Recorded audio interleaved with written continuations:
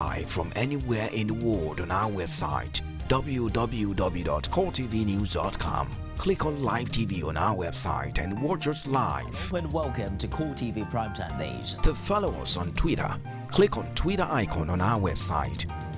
On Facebook, click on the Facebook and YouTube to see all our previous news production. You can also watch us live on YouTube. Click Core TV, leave a space, then news. Core TV News, a 24-hour news station.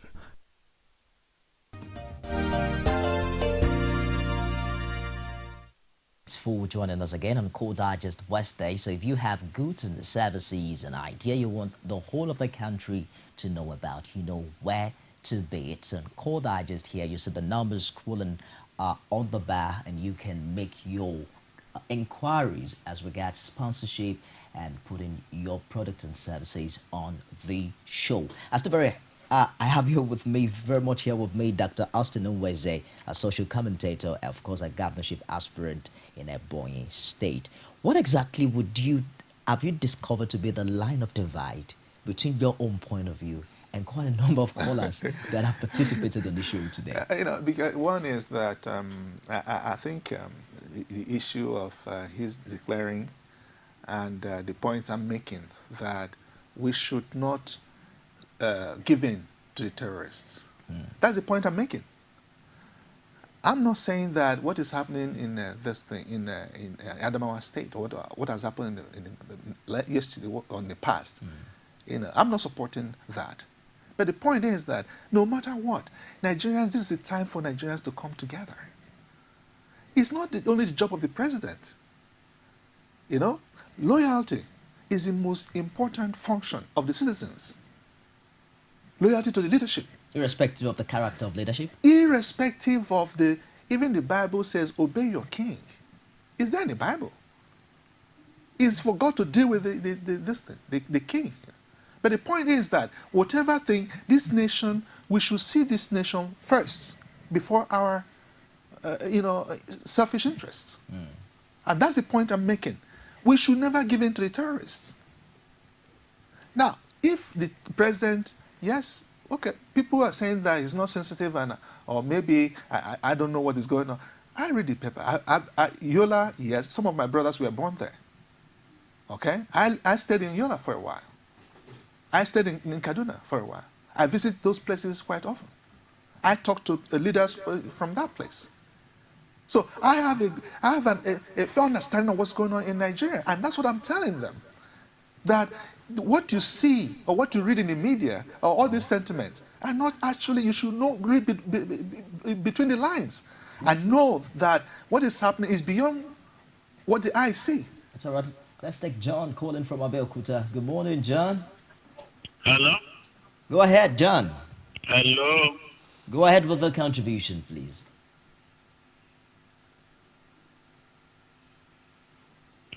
I want to comment on this. I don't know how people are talking without going to debate. Hello? Go ahead, please. The problem of insurgency in Nigeria concerning Boko Haram. There is nowhere in the world you find large number of Muslims and you find peace there. This thing is happening everywhere. That is what is happening in the north. I'm afraid that I won't allow you go ahead with that school of thought. There must be problem. Emmanuel, can you do something about the call? Let me finish. You can't come on national TV and point accusing fingers at a particular religion. Excuse me. I know, but excuse me. Excuse me. Like in the Niger Delta, a Niger Delta man is not ready to kill an Hausa man. He's not ready to kill a Yoruba man or anybody. They believe they are fighting the government. They face the soldiers fairly. What is happening in Iraq with ISIS? What is happening in Taliban? It's the same thing that happening with Boko Haram. They believe by slaughtering human beings, they are making a place in heaven. This is the ideology. Everybody knows that. A Boko Haram man turned to born again Christian. Didn't you hear his testimony? He said there's no man in the north, politician or king or any thing, because Quran said if you cannot fight with gun, You should use money to sponsor. This is exactly what is happening. People are just dancing this and the problem. It's all right, John. Boko Haram cannot Islamize I believe that you made your If you want point there. Islamize Thank you it, very that's much fine. for your contribution on the show today. Well, I want the production crew to work with me on this show. How can you allow a call to go and he just make a point on, religion? That we won't allow that to happen on this platform. You can come on here, on air and say that one particular religion is responsible for terrorism. Should we Nigerians enjoy some unity, Yeah, especially when we touch on religion on this That's issue? right, and that's why there are certain things that I could have information I have that I cannot even mention for the security of this nation, for the sake of the nation. Okay, and that's why some people that called in and they feel that I don't have understanding of what's going on in the nation and all that. And I said to them that I know about this nation more than even the president knows. Okay, so that's the point.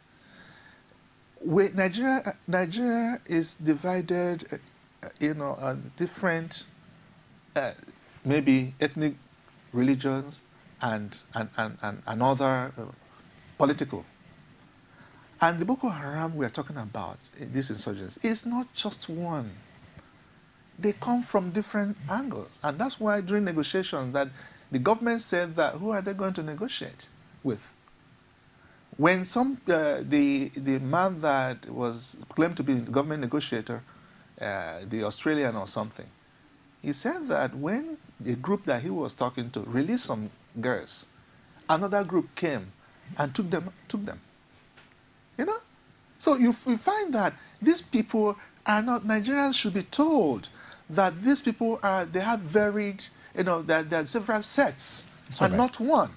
Let's quickly check on some other papers just before you go. And Doctor, we have The Guardian here also, in case you're yet to see top stories making headline on The Guardian. Jonathan declares second-term bid, APC fourth timing.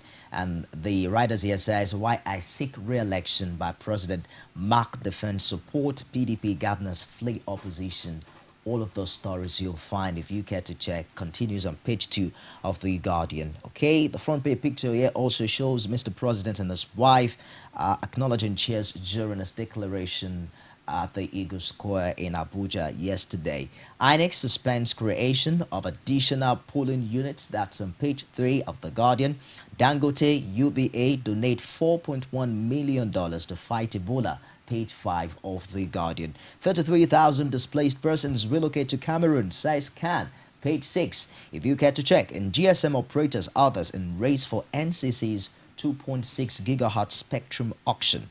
Government may earn 35.84 billion naira from license sale, and Commission explains technical modalities woos investors.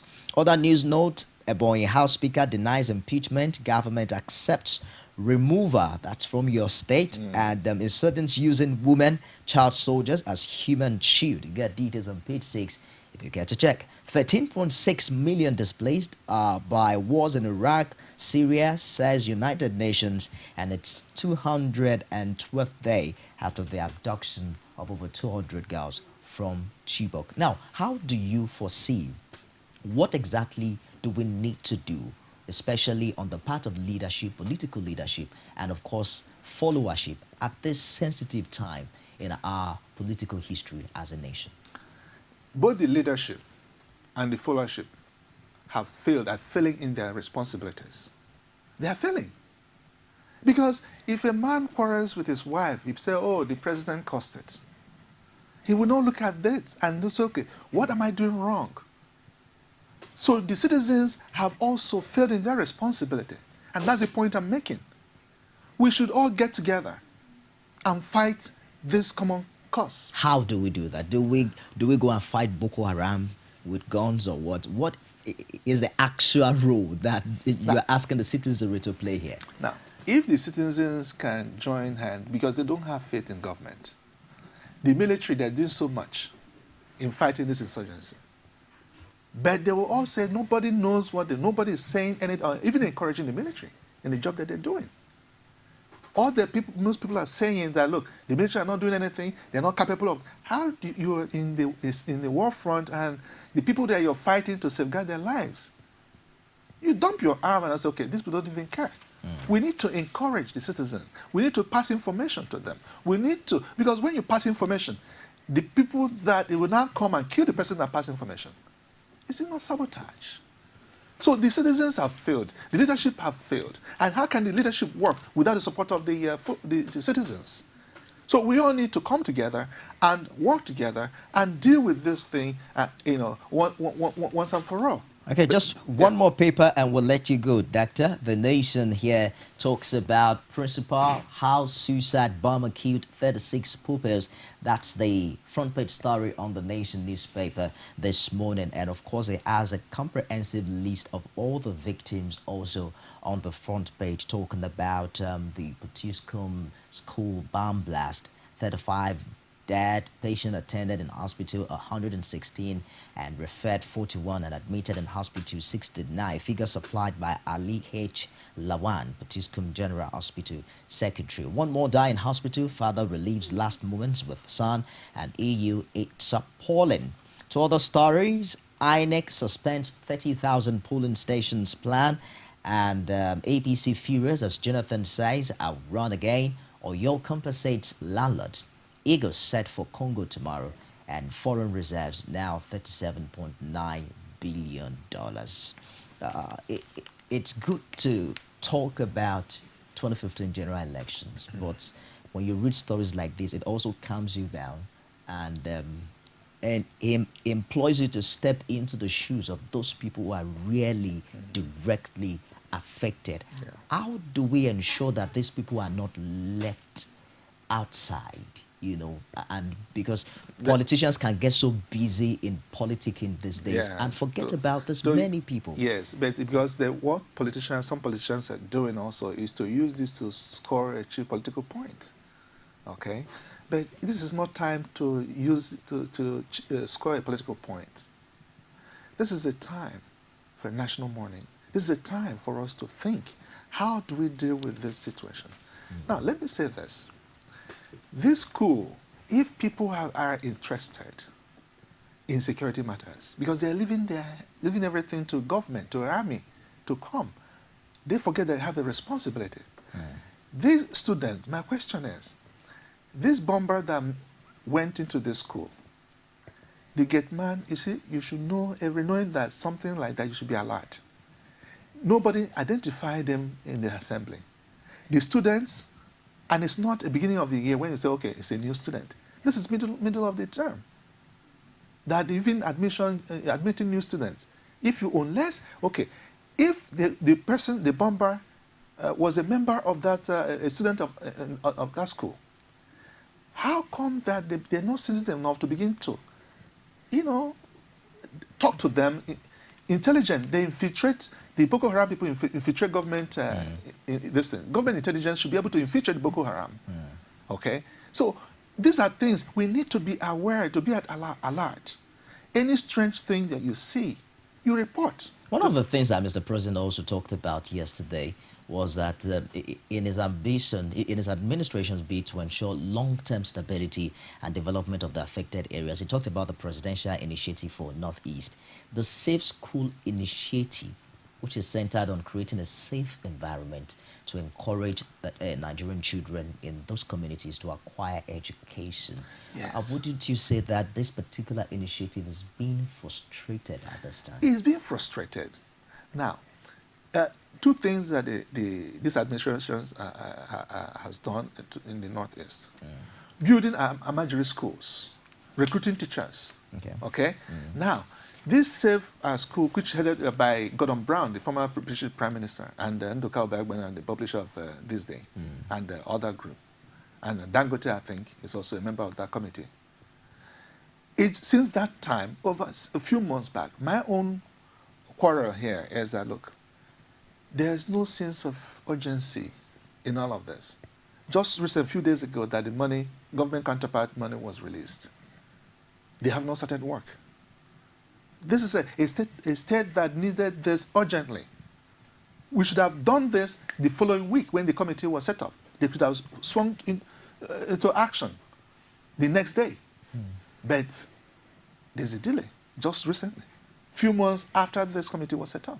That's the only thing I fault the government. But at least they have released money. It's better late than never. That's all right. Let them swing to action and begin to secure these schools. Okay? So that is the point. Money has been voted in, released. Well, the government announced the release of, I don't know, 200 and something million or 400 and something million, I'm not sure, towards that project. So they should get to work and make sure that all the schools are secured. That's so all that right. such a thing will not happen again. Mr. President obviously also talked about a particular 60 billion naira raised by a partnership between government and private sector. They call it the Victim Support Fund. Thousands of Nigerians still internally displaced, inhabiting various camps scattered across northern Nigeria, even quite a number of them in neighboring countries like Cameroon. We hope that this fund will be put to use and ensure that these people are not left out. Because that's a very, very good point you mentioned. Better putting them in a better use. And I think that if you ask me, they should be more strategic in their thinking, not ad hoc, stuff. Giving money to them, they don't have houses. Why not use that money to construct a befitting this thing? The next question is, where do they construct it? Do they go back? You hear many of them say that it's not just food and shelter that we need. We want to go back to our homes. Yes, that's the point. That's the point I'm making. Ensure that they go back to their homes safe and sound.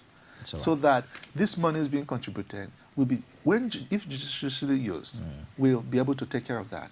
But again, let not some greedy characters hijack the whole process to enrich themselves. Dr. Austin Oweze, social commentator, lecturer with the Pan Atlantic University, governorship aspirant with Ebonyi, under the platform of Social Democratic Party in Ebonyi State. Thank you very much for joining us today. Thank you. And we hope that when you flag up your campaign, you'll bring your jingles and your advertorials here. Of course, you see the viewership already, cut across Nigeria. This is where people will see you and understand what your plans are for 2015. We'll take a short break now and we'll return with the concluding part of Core Digest Wednesday. Please don't go away.